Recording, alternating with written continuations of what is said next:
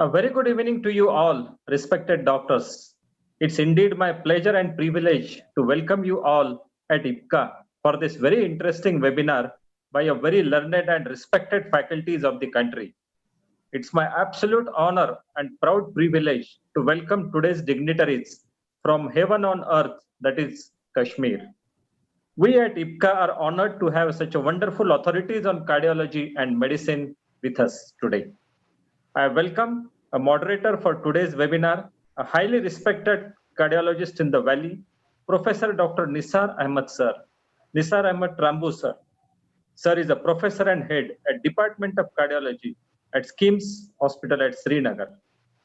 I also welcome speaker of today's webinar, a very energetic professor, Dr. Parvaiz Koul sir, who is a professor and head at Department of Medicine at SKIMS Srinagar.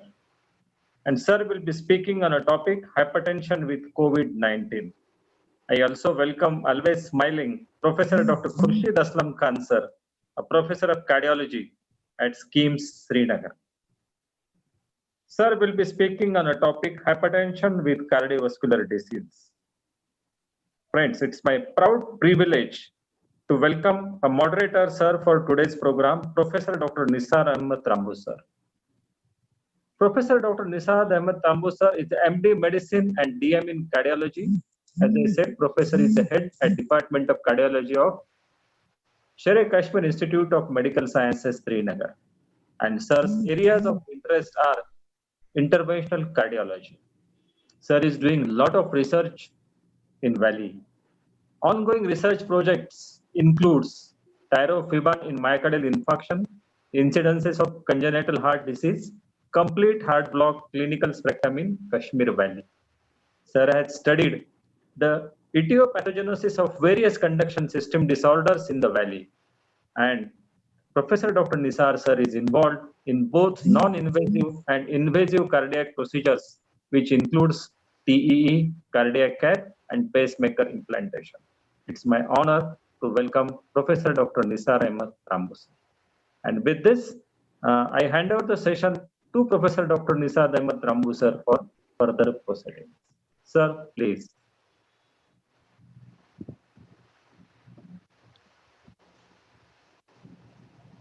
So, am I audible and visible? Yes. Yes, sir. First of all, it's my honor and privilege to be with my dear friends, Professor Parvaiz and Professor Khursheed. We are not only friends, we have grown as brothers and worked in very tiring circumstances. And we as a team, I mean, Professor Parvaiz as head of medicine and Professor Khursheed as my colleague in the Department of Cardiology, have done everything possible to give a lift to the medical care in the valley. I should also thank the organizers for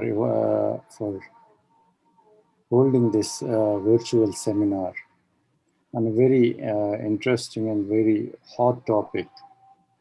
And first speaker is Professor Parvaiz Koul. As I said, he is more than a friend, he's a brother, and he doesn't need any introduction. I mean, his CV speaks for itself. And he's not only known in the country, he's known worldwide, and he has done a lot of laurels to the state, to the institute. Without wasting time, I will hand over Dr. Parvaiz Koul to you. Professor Parvaiz Saab, please, the podium is yours. Okay. Can I share my screen now? You're visible and audible. Yeah. Thank you. Thank you, Professor Nisar, for that very kind and very generous introduction. And yes, it's a privilege to have worked with both of you all my life, I would say. And thanks, IPCA, for giving us this opportunity to to conduct this virtual seminar today, and I'm very happy to be a part of it. So the I must also actually thank EPCA for providing the slide set for this seminar, for which I have done very minor changes, and the task assigned to me is to speak about hypertension and COVID. COVID that has actually plagued us all this time, and we are kind of totally bogged down with this. So I'll be talking about hypertension in COVID as its frequency, as how frequent it is, then interaction of COVID with the cardiovascular system, a very brief review. Then we'll talk about coronavirus and hypertension as to what is the link and what are the challenges and what has been actually suggested and recommended by important societies like the European Society of Cardiology for management of hypertension in COVID, and then go to the conclusions. So hypertension is one of the most common comorbidities seen in patients in coronavirus disease. Initial reports from China noted that hypertension was one of the most common comorbidities, especially amongst those patients who had a severe respiratory complication of COVID infection, especially those who needed ventilatory support or needed high flow oxygen. Initial reports from New York and Lombardy, the two major towns in the United States and Italy that got affected, also found a very high prevalence of hypertension in patients with severe COVID. The US study of around 5,700 hospitalized patients reviewed an overall hypertension rate of around 56%. And similar rates of around 50% were reported from China and around 50% from Italy as well. But what is important is that the median age of these patients was around 63 years. So it was not very clear as to what is the relationship. Was it that hypertension otherwise also is common to the tune of 50 to 60% in US adults above 60 years of age? So was there a relationship between the high prevalence of hypertension in these patients, or it was just a reflection that you have higher comorbidities when you have patients in the higher age group, and when you have patients in that age group, you have diabetes, you have cardiovascular consequences, cardiovascular abnormalities, you have hypertension, and was it just a confounder which did not stand out as an isolated risk factor? This is the Medscape data of first review of 191 adults who were hospitalized in Wuhan, and they found that 48% had some comorbidity, and hypertension was the most common, being present in around 30%, followed by diabetes and coronary heart disease. And we all know what are the symptoms of COVID. They come up with a sore throat, fatigue, shortness of breath, headache, cough, fever, and cough are very important, and they can have some unusual symptoms like loss of sense of taste and smell as well.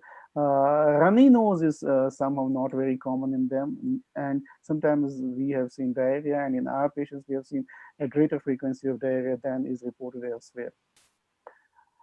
And if you look at the various comorbidities amongst adult patients who were hospitalized with COVID-19, and this is from Medscape, where they found that in the higher age group, that is more than 65 years of age, as is seen in this figure by the purple bar, by the red bar actually, you see hypertension stands out as the commonest comorbidity in people who are more than 65 years of age. And comorbidities are present always, as you can see, in people who are elderly, except for obesity, which was seen most in the 18 to 49 age group. And this was a review or a pooled analysis of hypertension and the severity or mortality in coronavirus disease. It was seen in this Polish Archives of Internal Medicine review, a pooled analysis, that hypertension was associated with 2.54 increased risk of both severity as well as mortality as a result of SARS-CoV-2 infection. And hypertension, they recommend it should be considered as a clinical predictor of a severe COVID infection in older patients.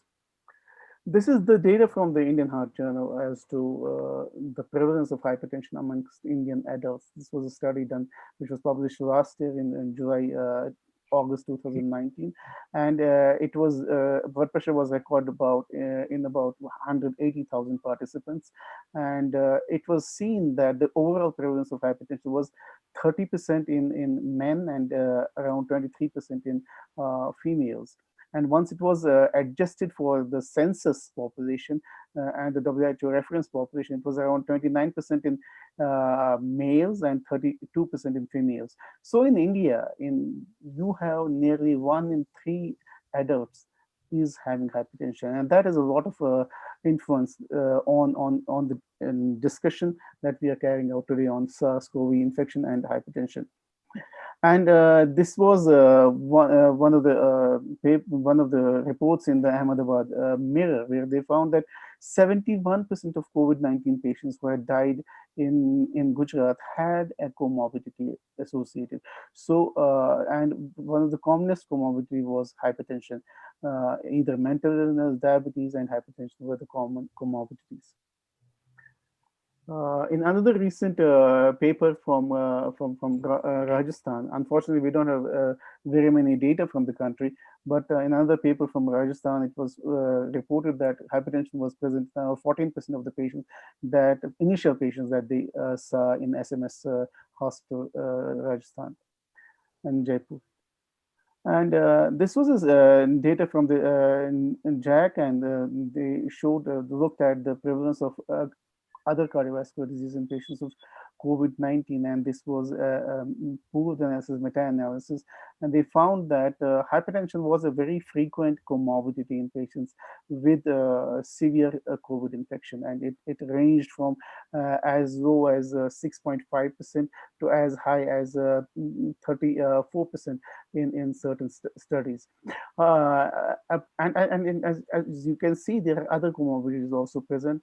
Diabetes, cardiovascular disease, and smoking were also seen in these patients.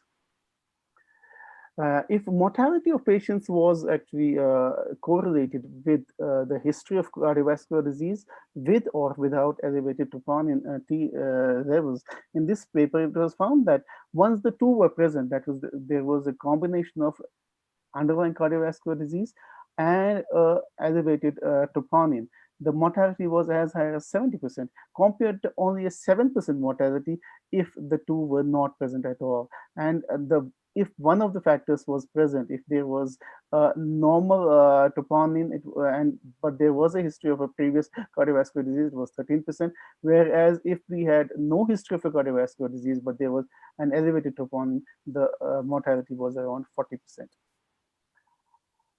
Coronavirus affects people with high blood pressure because probably the heart is already weakened as a result of chronic hypertension. It may cause myocarditis. There may be a plaque buildup in the arteries, and that virus may induce an inflammatory response, and that might actually result in plaque rupture and cause a heart attack. And past studies have also shown that people who have had a heart disease and they get a respiratory illness, there is some degree of a coinciding of the development of a respiratory illness with a coronary event. And the potential mechanisms of increased CVD risk in COVID could be, there could be a prior CVD, an immune activation, hypotension, metabolic disarray, a coagulopathy, which is very commonly seen in patients with COVID, and immobility. And the cardiovascular complications could be myocarditis, arrhythmias, acute coronary syndromes, venous thromboembolisms, cardiac shock, and heart failure. So the interaction of COVID-19 with cardiovascular system is as a result of the primary involvement. Sometimes you might have a hypotension and tachycardia, bradycardia, arrhythmia, and sudden cardiac death. And the suggested pathophysiology for that is that SARS-CoV-2 binds the angiotensin converting enzyme 2, which is also expressed in many organ systems in the body, including the heart, and it can cause an increase in the pro-inflammatory cytokines and systemic inflammation. We know that SARS coronavirus has multiple spikes, and one of the spikes is the spike protein that actually has a propensity to bind with the ACE2 receptor. And then as a result, there is inhibition of the renin-angiotensin aldosterone system, with the result that there can be an increased ACE activity. And since there may be an upregulation of the receptors, the viral entry, viral replication sets in, and then there is a replication of the virus, and the disease ensues. ACE2 also reduces the levels of angiotensin 2, which is a potent pro-inflammatory agent in the lungs and can contribute to lung injury. So once SARS-CoV-2 gets entry into the lungs, it can affect the endothelial cells, lead to a damage in the endothelial cells, bind to the ACE2 receptors, which are present on the alveolar pneumocytes, leading to a damage of the type 2 and type 1 pneumocytes. And there is a reduced regeneration of these pneumocytes. And there's a reduced synthesis of surfactant, which can lead to a damage of the alveolar vessel interface, outburst of serum proteins, and hyaline membranes, and that can eventually result in respiratory failure. The damage to the pneumocytes can also reduce ACE levels. That's ACE receptors and ACE2 activity goes decreased. So there is an imbalance between the angiotensin 2 and angiotensin 1-7 peptide, and that we know that angiotensin 2 is associated with a pro-inflammatory response, whereas this is an anti-inflammatory response. So you can have an increased platelet aggregation, increased platelet activator inhibitor activity, reduced prostacyclins, and reduced nitric oxide synthase, and that leads to an enhanced microvascular thrombosis, and a diffuse endothelial inflammation and pulmonary inflammation can occur, and that can lead to alveolar wall thickening and interstitial edema. So this is a protective influence, whereas this is a pro-inflammatory response. Patients with pre-existing cardiovascular disease are probably at a higher risk of adverse clinical outcomes of infections with respiratory viruses, and this we know from our previous data of other viruses like influenza viruses. And the higher expression of ACE2 in patients with hypertension and cardiovascular disease has been postulated to enhance susceptibility to coronavirus disease. And additionally, after the primary target, it can also result in cardiovascular disease as a result of the pro-inflammatory cytokine response, and that actually can lead to increased risk of coronary plaque rupture. And then also there's a procoagulant effect of the systemic inflammation, which may result in increase in the risk of de novo thrombosis or even the stent thrombosis. This is a complex. There is a complex interplay of various cells, the cytokines, and the target organs in patients with COVID-2. And what happens is that there is an infection of the endothelial cells that leads to microvascular dysfunction, which can destabilize the atherosclerotic plaque and explain the development of the acute coronary syndrome. The cytokine storm, which is the sine qua non of SARS-CoV-2 infection, can also propagate the inflammation in the vessels, and it is manifested by various cytokines, by interleukin-6 or ferritin, CRP, and others. Then activated T cells may infiltrate the infected myocardium, resulting in fulminant myocarditis, and that can lead to a severe cardiac damage. And similarly, the viral invasion could cause cardiac myocyte damage, directly leading to myocardial dysfunction and arrhythmias. So what are the challenges that we have in hypertension and COVID-19? The challenges that have been identified are: is there a change in the treatment of patients with COVID-19 who have hypertension alongside? Does prior treatment with ACE inhibitors or ARBs increase the risk of COVID-19 infection? Are hypertensive patients at increased risk of underlying cardiac disease due to COVID-19 infection? How to deal with patients with hypotension or acute kidney injury secondary to severe COVID disease? And what treatment should be given to patients previously treated for hypertension who require invasive ventilation? And the solutions to these challenges were given by the European Society of Cardiology in their guidelines and recommendations. And they recommend that treatment of hypertension should follow the existing recommendations in the ESC, ESH guidelines. That means there should be no change to the treatment recommendations if a patient develops SARS-CoV-2 infection. And they also recommend that there is currently no evidence that demonstrates that prior treatment with ACE inhibitors or ARBs increases the risk of COVID infection or the risk of developing severe complications from COVID-19 infection. This was one of the feared consequences of earlier reports about ACE inhibitors of ARBs increasing the risk of mortality or the risk of severe infection in COVID-19. But as the evidence went on emerging, the general consensus now is that ACE inhibitors or ARBs need not be stopped because there is no clear evidence of their contributing to a severe disease or a high incidence of mortality. This is a review which was published in the Diabetes and Metabolic Syndrome by Dr. Singh and his colleagues, and they did a pooled analysis of around 10 studies consisting of around 2,209 patients. And they also actually finally concluded that the role of renin-angiotensin system has a mechanistic equipoise. Patients with COVID-19 should not stop these drugs at this point in time. So hypertensive patients may be at an increased risk of cardiac arrhythmias due to underlying cardiac disease or even as a result of the reported high frequency of hypokalemia in these patients with severe COVID infection.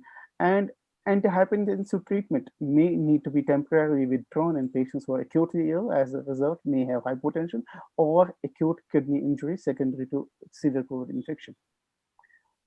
In patients previously treated for hypertension who require invasive mechanical ventilation, parenteral antihypertensive medication is only indicated for those who have persistent severe hypertension. So if you have a patient who has hypertension and has COVID and is he is either admitted in the hospital or he could be self-isolating himself, which is the current recommendation for asymptomatic or mildly symptomatic patients. So if somebody is self-isolated and is a hypertensive, you need to continue treatment with his antihypertensive medication according to his own medication. There is no need to adjust medication or stop ACE inhibitors or ARBs because of COVID pandemic. However, he needs to monitor blood pressure at home if possible, and there is no need for clinical review at clinic during the pandemic, and we can resort to telemedicine consultation or teleconsultation if required. However, if the patient is hospitalized and unless he is hypotensive or there is evidence of an acute kidney injury, we need to continue his treatment. And there's no need to adjust medication or stop ACE inhibitors or ARBs because of COVID pandemic. However, should the patient be hypotensive, then obviously, or he has an acute kidney injury, we need to stop the medication. We must monitor them for arrhythmias because these patients are have associated cardiac disease, which may predispose them to arrhythmias. And we must also check their plasma potassium, as hypokalemia is common in hospitalized patients, and we might have to resort to potassium supplementation as well. These are the Cardiovascular Society guidelines, key considerations with regard to cardiovascular disease and COVID. And the ACC clinical guidance is that we have to establish protocols for diagnosing, triaging, isolation of COVID patients, and develop acute MI-specific protocols for COVID outbreak. The European Council of Hypertension suggests that there is insufficient evidence regarding the concerns surrounding the safety of ACE inhibitors or ARBs in patients with COVID-19, and the current recommendations are to continue these drugs, given the fact that there is no sufficient evidence to discontinue this therapy because of infection. And similar, the same has been endorsed by European Society of Hypertension, Hypertension Canada, and Canadian Cardiovascular Society, as well as the International Society of Hypertension. RAS inhibitors, I mean, that were in the eye of the storm for a long time because of the initial reports, and COVID-19. This was a total pooled analysis of studies, which was published on the American College of Cardiology on July 6th. And barring one study where it was shown that there was an increased risk as a result of role of ACE inhibitors of ARBs, most of the other studies, the outcomes have been neutral. So ACE inhibitors or ARBs do not possibly increase the risk of severe COVID outpatient outcomes in patients with SARS-CoV-2 infection. And this is a study which has just been published looking at the use of inhibitors of the renin-angiotensin system in hypertensive patients and looking at its correlation with COVID severity.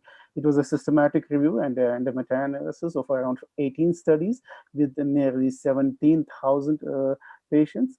And the use of RAS inhibitors was associated with significant 16% reduced risk of the composite outcomes. So that's very important, that there was a reduction in the outcomes, that is death, admission to an intensive care unit, requirement for mechanical ventilation, or progression to severe or critical pneumonia. This has just been published on August 7th. And what is not addressed as of now as to whether starting patients of hypertension with COVID on RAS inhibitors would be safe. That is as yet unaddressed and is the fodder for these many studies that are actually currently recruiting or just started recruiting patients for addressing those outcomes. The recommendations by the international societies, be it the American College of Cardiology, the American Heart Association, Heart Failure Society of America, International Society of Hypertension, and certain European societies of hypertension and cardiology, recommend that they all advise against discontinuation of RAS inhibitors when clinically indicated. So concluding, ladies and gentlemen, patients with pre-existing cardiovascular disease appear to have worse outcomes with COVID-19. Hypertension is the most common comorbidity in patients with COVID-19. COVID-19 patients are at a high risk of severe disease if accompanied by hypertension. The role of ACE inhibitors and ARBs as of now is unclear. So there are initial reports that it was associated with adverse outcomes. However, the increasing emerging evidence is that it is not. However, the utility of a new introduction of ARBs or ACE inhibitors in a patient diagnosed as hypertension previously not on any of the drugs is as yet unclear. The European Society of Cardiology Guideline recommends, as also endorsed by many other hypertension and cardiac societies, do not recommend a change to a hypertension treatment during COVID pandemic. So we need to resort to 3 Ws, that is watch distance, that is the social distance, wash hands, and wear masks. Thank you so much for your kind attention. Thank you, Dr. Parvaiz, for giving a very detailed account on a very difficult subject, I should say. And there's just one clarification, if you could clarify. You said that theoretically, RAS should increase the cardiovascular or event rate, because it unfavorably tilts the balance so far as the internal milieu goes. What could be the possible mechanism of this protective effect of RAS? Is there something, something has come up or something has been studied, or we still don't know? As of now, with relation to SARS-CoV-2 infection, we don't know. It is not clear. However, the postulations are that there is an imbalance between angiotensin 2 on one side and angiotensin 1,7 on the other side. Angiotensin 1,7 is the peptide that is actually protective, and angiotensin 2 is the vasoconstrictor and the harbinger of a large mechanics of which leads to adverse consequences as a result of angiotensin 2. So this balance possibly gets tilted, and that is where does it get tilted favorably or unfavorably? That's my point. I mean, initially there was a lot of concern that since these drugs would actually block the enzyme, as a result, there may be an upregulation and there may be more receptors available, which would bind more and more SARS-CoV viruses and internalize them and cause a greater degree of lung damage and lead to a severe infection. However, as the time has gone by, we're just 6 months into this pandemic. We don't know much about it, but as of now, they say that there is epidemiological evidence that it does not cause any harm. And in fact, the pooled analysis that was just published, I showed you in one of the slides, shows that there was, in fact, an 18% reduction in hard cardiovascular outcomes, and that is where they feel that there is an increase in ACE2, and ACE2 would be protective to the extent they say that we might actually give a recombinant ACE2 as in an infusion, so that would actually bind the SARS-CoV-2 viruses rather than allowing it to bind to the pulmonary pneumocytes or any other target organs in the body. So meanwhile, I have some questions in the chat box. Do you want to take the questions now or at the end? Whenever you like. I mean, whatever you like. It's better to take. There are few questions. I think they already stand answers. Like one question: what's the role of ACE and ARBs in the management of hypertension in COVID pandemic? That's already answered. Already answered, because the latest recommendations are there that and the guidelines stay same. Treatment of accelerated hypertension in COVID. Again, that I don't think there is nothing specific to COVID. It stands the same way as for any other non-COVID patient. Yeah, I think that's all. The few questions which already have been answered by you. Thank you, Professor Parvaiz. Thank you so much. So with that, can we go to the next speaker? Yes. Professor Khursheed, are you ready, sir? Yes, sir. Yes, sir.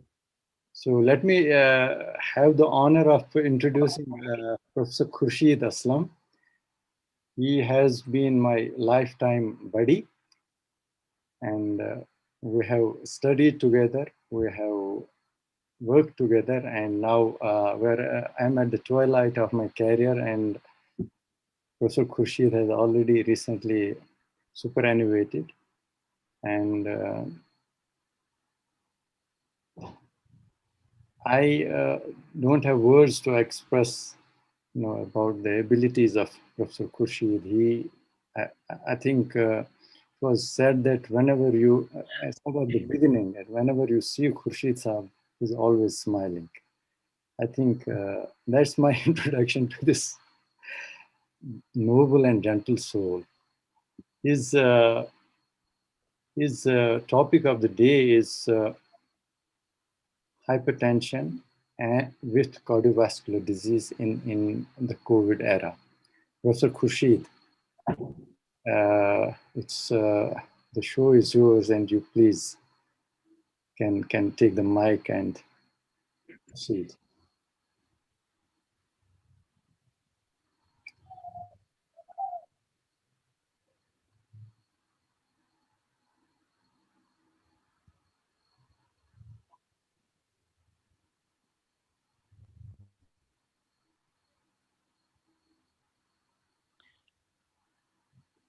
Thank you, Professor Nisar Saab, for the good words. Thank you so much.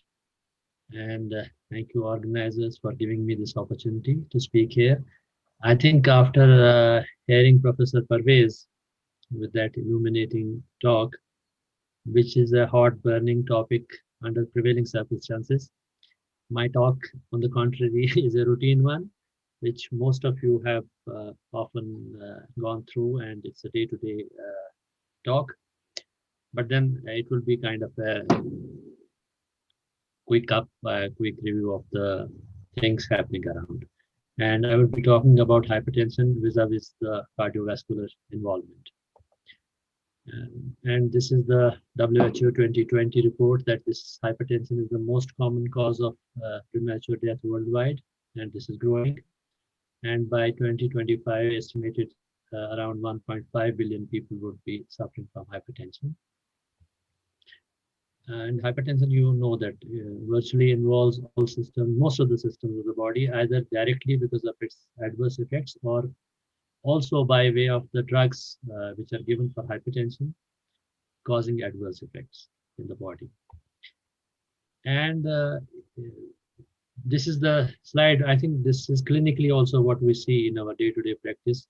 Hypertension, you will hardly find, very few people you will find who have plain and simple hypertension only. You will most of the times be finding patients who have hypertension and associated these comorbidities like cardiovascular disease, hyperuricemia, renal disease, diabetes, dyslipidemia, obesity. This is so common, and this is our day-to-day finding in most of the patients today.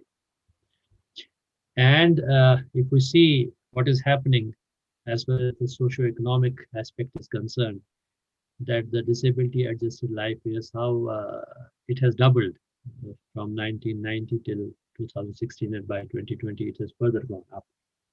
So there's financial burden, there is a socio-economic burden, and also a burden as on individual's health as well. And we know that chronic hypertension, as I already said, impacts most of the systems of the body. It can cause a coronary artery disease and heart failure, cerebrovascular disease, chronic kidney disease, atherosclerosis and its consequences, and stroke. And obviously, as I said, they impose a critical impact on public health, on expenses, and also on the health system, and also on the healthcare delivery as well. And this also we have been, this is an established fact that communicable diseases have almost disappeared, and non-communicable diseases are there, and they are on the rise, and they are there to stay. And they are the main contributors to morbidity and mortality worldwide. And hypertension is, of course, one of them. So cardiovascular disease, if we see the global burden, this is the leading cause of death now. And the global number of deaths from cardiovascular disease has increased during the past decade by 12.5%. And it accounts for 1/3 of deaths globally. This is an established fact. And if we look at hypertension as a contributor, we see that every 20 millimeter systolic and a 10 millimeter diastolic rise in blood pressure doubles the cardiovascular risk. So every 3 in 10 deaths are caused by cardiovascular disease, and half of these deaths are caused by hypertension. So I already said that raised blood pressure is estimated to cause 7.5 million deaths, about 12.8% of total all deaths. And this accounts for 57 million, almost 3.7% of the Delhi in 2020, which was almost lesser in 2016. And if we see the interaction of the risk factors, cardiovascular risk factors of hyperlipidemia, hypertension, diabetes, insulin resistance, they contribute and accelerate the atherosclerosis, the left ventricular hypertrophy, which in turn accelerates the coronary artery disease, myocardial ischemia, may end up with a thrombus and myocardial infarction with all its consequences, finally resulting in remodeling, heart failure, and death. So the cardiovascular effects of hypertension, it can lead to a variety of changes in the myocardial structure, in coronary vasculature, and vasculature elsewhere, and also can have effect on the conduction system of the heart. So LVH is the first, it's a very common symptom of whatever common we see, left ventricular hypertrophy. Most common, I would say one of the most common factors is hypertension under current circumstances. Then we have a coronary artery disease, conduction system diseases because of the fibrosis and degeneration, and systolic and diastolic dysfunction of the myocardium.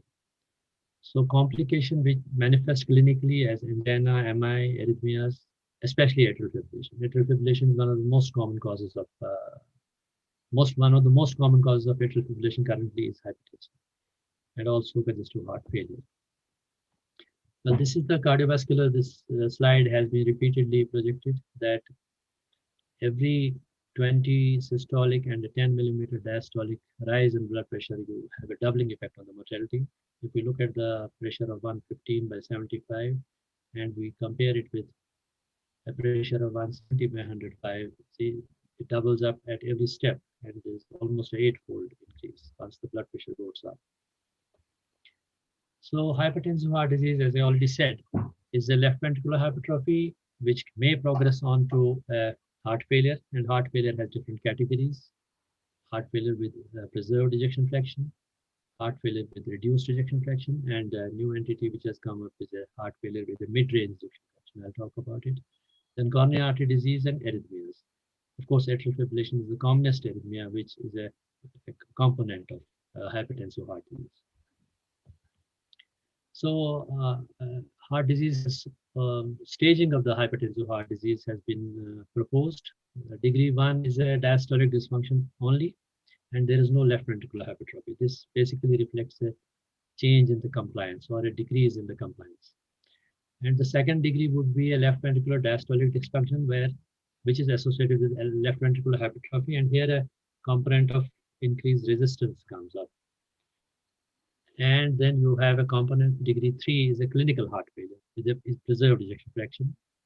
And finally, once the hypertrophy is prolonged, persistent, and the blood pressure is uncontrolled, then it ends up with a remodeling and dilatation of the heart, which results in heart failure with a reduced ejection fraction. Again, a very common comorbidity, or one of the most common complications of hypertension, is a stroke. And hypertensive subjects, we know, are 3 to 4 times more likely to have stroke than the normotensives. A 2 millimeter eye, which appears to be a small number, but in the middle life is associated with a 10% increase in the risk of stroke. And isolated systolic hypertension is the most common form of hypertension in the elderly and a major risk factor for stroke and cardiovascular disease. And currently, if you see, most of our elderly patients have isolated systolic hypertension, or systolic hypertension is much more in them as compared to diastolic hypertension. So early discontinuation of the antihypertensive treatment is associated with a significant increase in the risk of stroke.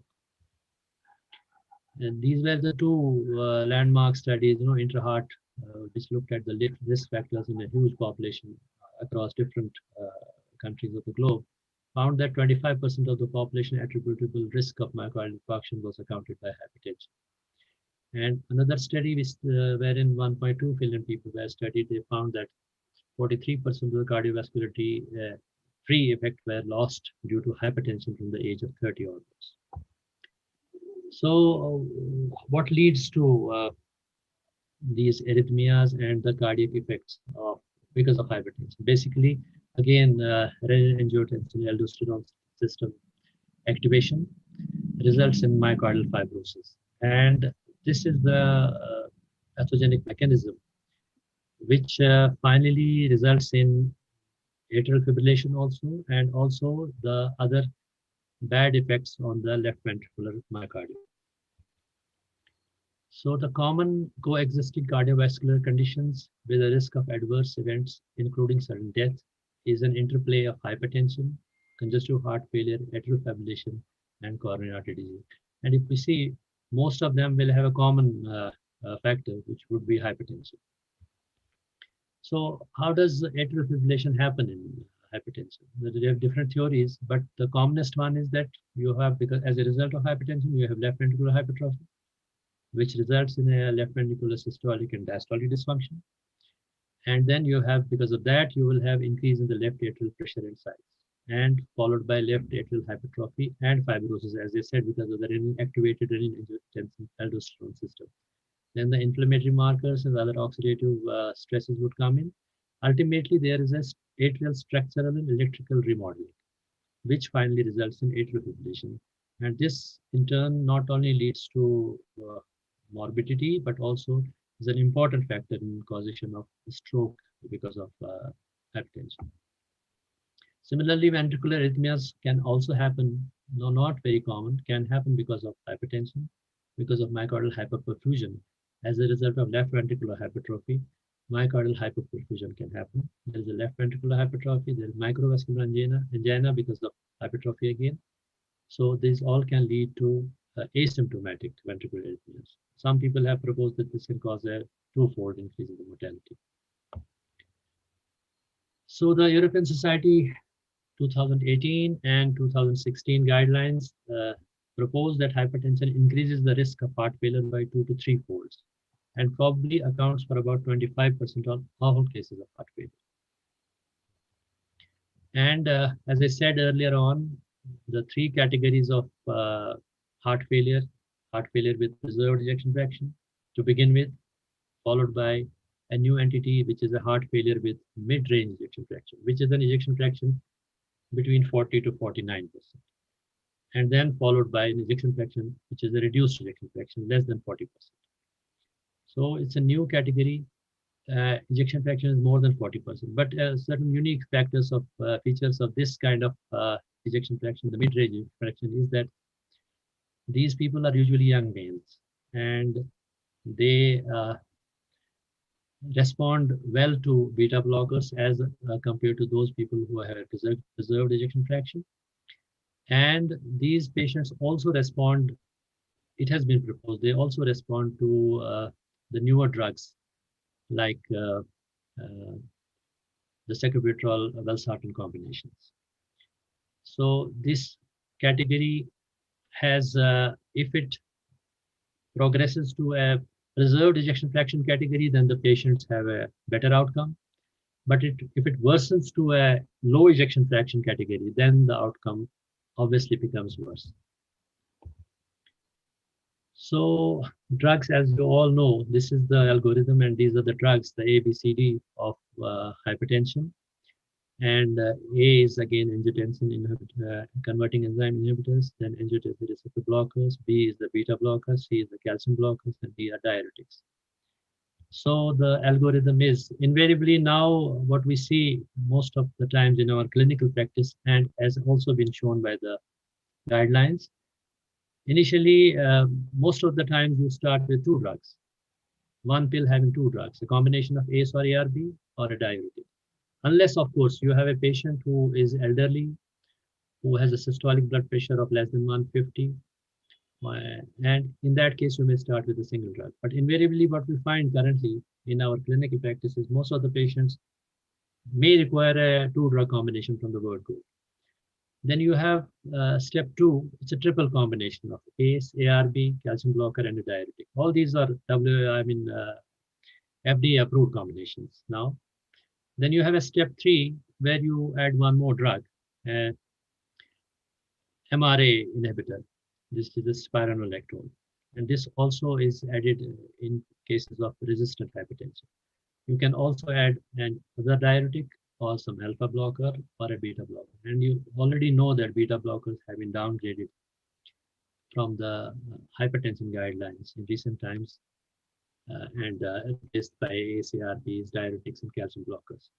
But beta blockers retain a role, an important role in hypertension, in comorbid conditions of coronary artery disease and heart failure associated with hypertension. So, and also in situations of atrial fibrillation, and also in younger women who are planning a pregnancy. So this beta blocker remains an important drug in such category of patients. And this algorithm is more appropriate. I would say it's appropriate for all patients, but it's more appropriate for those patients who have an hypertension-mediated organ dysfunction or HMOD, or who have an associated cerebrovascular disease, which means they are high-risk patients. So require a vigorous control of blood pressure and aggressive control of blood pressure. So as I already said, an association of coronary artery disease with hypertension, the target should be around 130 by 80, but should not be less than that, because 120/70 may have adverse events, cardiac events. So we should be targeting around 130 by 80, a single one pill initial therapy or a dual combination. Then again, you have a triple combination, and then you have resistant hypertension. Here you can add spironolactone, 25 milligram. Recommendation is to give a small dose, 25 milligram, but you can increase it. Plus other diuretics, alpha blockers or beta blockers. And again, with associated atrial fibrillation, so you can give ACE inhibitors or ARB plus beta blocker, or a non-dihydropyridine calcium channel blocker or beta blocker plus calcium channel blocker. So non-dihydropyridine would be a verapamil or diltiazem. Step two again would be a triple combination, ACE or ARB plus beta blocker. dihydropyridine calcium blocker like amlodipine or nifedipine plus diuretic, or beta blockers plus calcium blocker and a diuretic. So routine combination of beta blocker and non-dihydropyridine, that means verapamil and beta blocker combination, is usually not recommended because heart rate can drastically fall. So again, adding anticoagulation at this step is, I would say, mandatory in most of the patients. Looking at their Cardiovascular score, if they have an associated heart failure, they have hypertension. If age is more than 75, then 2 points for that. Diabetes, a previous stroke, again 2 points for that. If they have associated vascular disease, and sex category, of course, female. So all these categories are, the score is calculated, and most of them may require an oral anticoagulation for long-term basis if atrial fibrillation is associated. So as this is already known, as I already said, that drug treatment for hypertension with reduced ejection fraction, ACE or ARB diuretic or loop diuretic, a beta blocker. Step 2 would be a ACE, ARB diuretic, loop diuretic, beta blocker, and spironolactone, with evidence from different studies, and also currently naproxen group of drugs has a very promising role in this category of patients. So consider an angiotensin receptor naproxen inhibitor instead of ACE or ARB as per ESC heart failure guidelines. So this drug is picking up, has promising reports as far as the efficacy is concerned and the mortality benefits are concerned. There's no doubt about that. So diuretic refer usually to thiazide diuretic, but obviously a patient with heart failure, most of the times you end up giving a loop diuretic as an alternative to these patients. And MRAs, of course, spironolactone and eplerenone is routine in those patients who have a reduced ejection fraction. So to sum it up, cardiovascular disease is a leading cause of mortality and morbidity worldwide. Hypertension is a major cause of cardiovascular disease. Hypertension is associated with various comorbidities like diabetes, chronic kidney disease, stroke, dyslipidemia, coronary artery disease. And various management strategies are recommended by recent guidelines to manage hypertensive and cardiovascular patients. And self-BP monitoring, which I forgot to say, that self-BP monitoring, home BP monitoring, ambulatory monitoring, these are various categories of blood pressure monitoring which go a long way in managing patients of hypertension. And also to look at those patients who have white coat hypertension, who have masked hypertension. These are subsets of patients who are often missed or maybe sometimes overdiagnosed. And ambulatory BP monitoring and home monitoring, a lot of emphasis has been put on that, and this will go a long way in management of such patients for effective control of blood pressure and thus managing their complications. Thank you so much.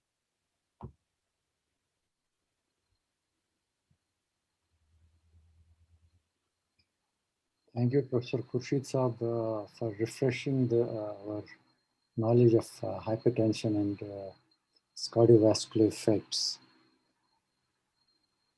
So, there are some questions, and I think anyone, Professor Parvaiz, could take it. One very interesting question: should steroids be given or not given in patients with COVID who have hypertension? Oh, that's a very interesting question, actually, and I don't think there are ready answers for that.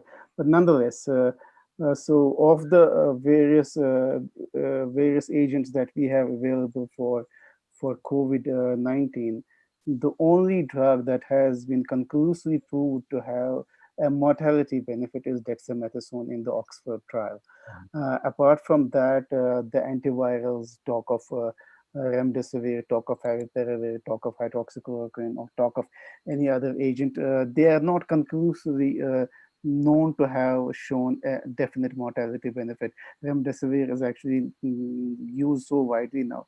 So dexamethasone is very helpful, especially in patients who are requiring oxygen or higher than that, which means that they either need a high flow nasal cannula or they need invasive or a non-invasive ventilation.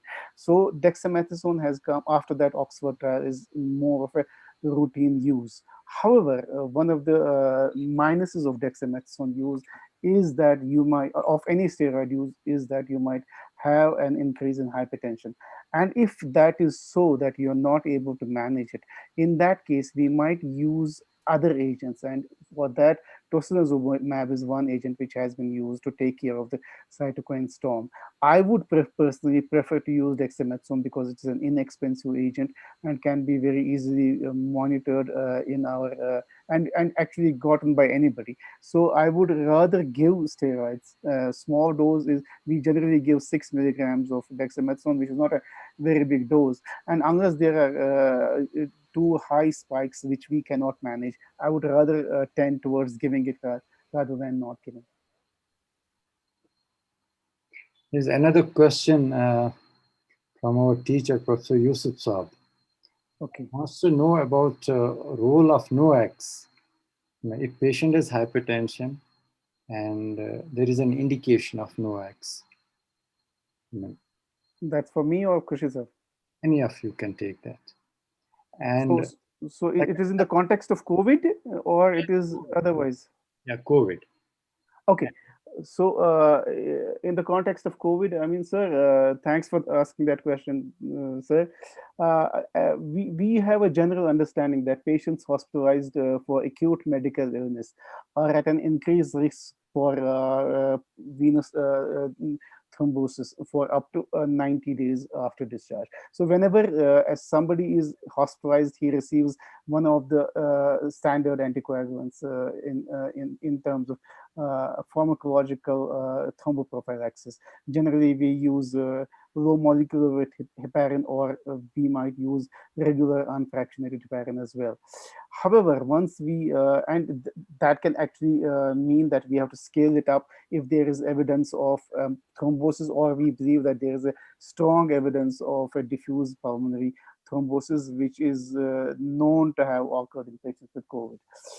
However, once the patient is discharged, and that discharge is earned discharge or a discharge where we push the patient out of the hospital because we have to free up inpatient beds, and that is very frequent in the West, and the patient might have a significantly reduced mobility that time. And for that period, up to 42 days, people have used thromboprophylaxis in the form of warfarin especially.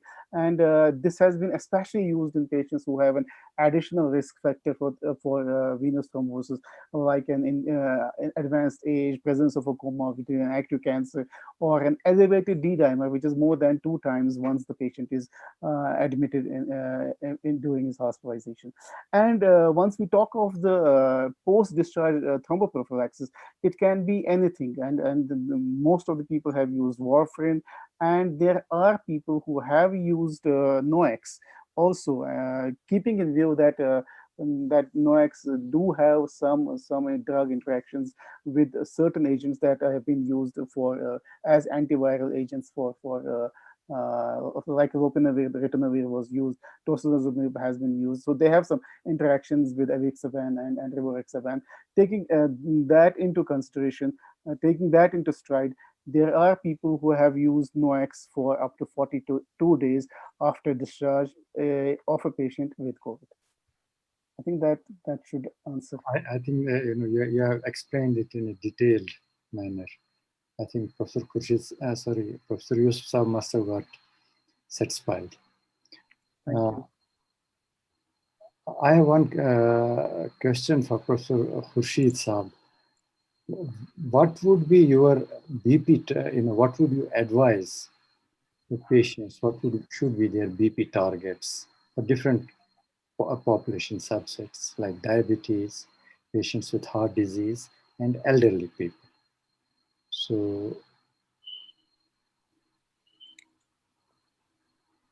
sorry, can you please repeat the question?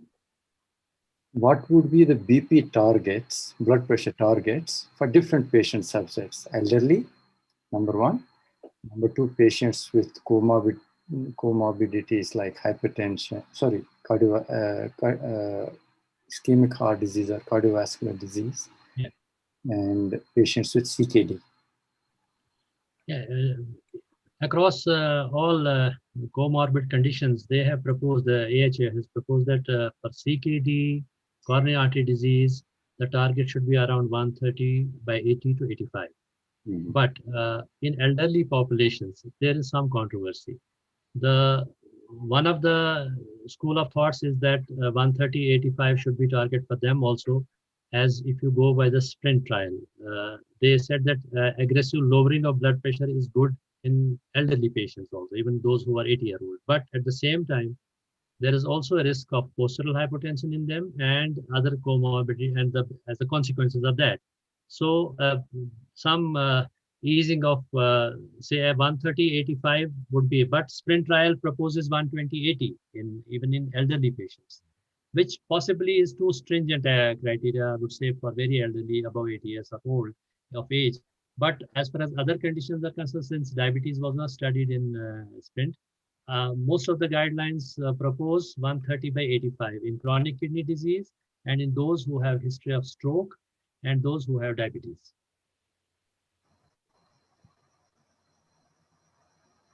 So, Parvaiz, in our day-to-day clinical practice, we see patients where you give all the drugs, but still the blood pressure is not adequately controlled. We are not achieving the targets. So you have your thoughts about it, how to proceed. I mean, that is very common, especially if there is evidence of endocrine damage in the form of kidney damage. And that is where we find it very difficult. And we go on scaling the drugs and try to use all combinations that are available, and drugs which I would not use, those I have used in patients with chronic kidney disease. And many a times it becomes one of the lower level indications for putting these patients on one of the chronic renal replacement of considering a chronic renal replacement therapy, because eventually you have hypertension which is perpetuating the damage, and unless we take care of that, your kidney damage is going to be inexorably terrible, and that's going to be worse by the day. And to cut the long story short, I think what I generally do is that I scale up the medications, try to combine drugs, as many as possible. And I tell you that I've used 5 drugs, 6 drugs also at times in patients. And yes, it's a difficulty, though not very common, but it is sometimes very challenging. And at times we might have to request a renal replacement therapy, especially in CKD patients. That's well said. But since your specialty is pulmonary medicine and sleep disorders, how often would you advise a sleep or consider a sleep disorder? So if you talk about sleep disordered breathing, and if we talk of the secondary causes of hypertension, the top slot now is taken up by obstructive sleep apnea. And whenever you have a patient who is not considered to be having an essential hypertension, and you consider possibility of a secondary hypertension strongly, you must consider obstructive sleep apnea as one of the number 1 causes. That is the current understanding. And we have definite scales for assessing their excessive daytime somnolence, and we can actually resort to doing a polysomnography as well. But that said, it's a small subset of people who are secondarily hypertensive and whose hypertension is associated with obstructive sleep apnea. Nonetheless, there have been studies on hypertensives or its metabolic components, be it polycystic ovarian disease, or you talk of ovarian hyperstimulation syndromes, or you talk of just the metabolic syndrome, or talk of syndrome X, syndrome Z, or whatever you call them. And in them, the prevalence of obstructive sleep apnea is high.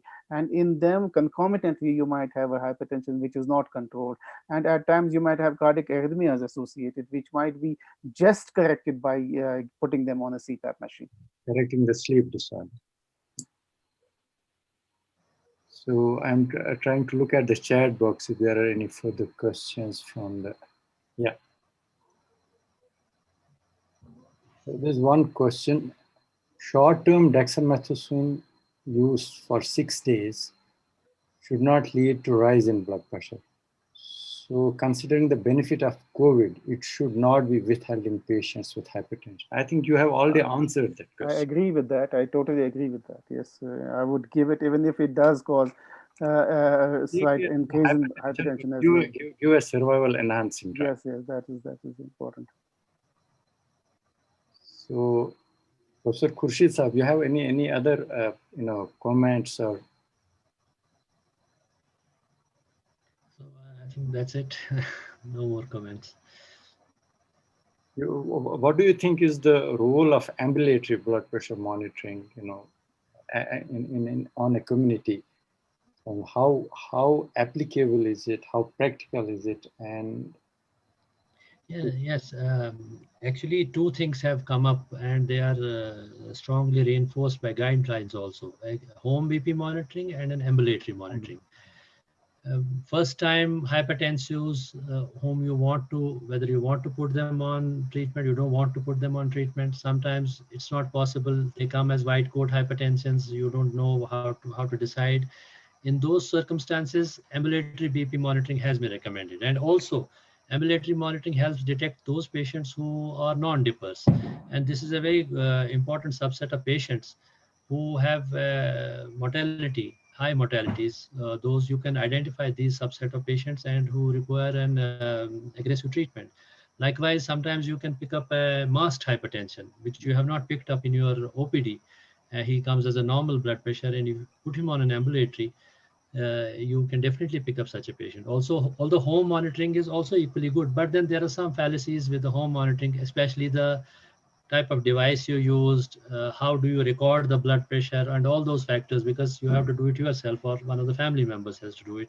So there can be some flaws in that, but that's why ambulatory BP monitoring in certain circumstances has an important role to play.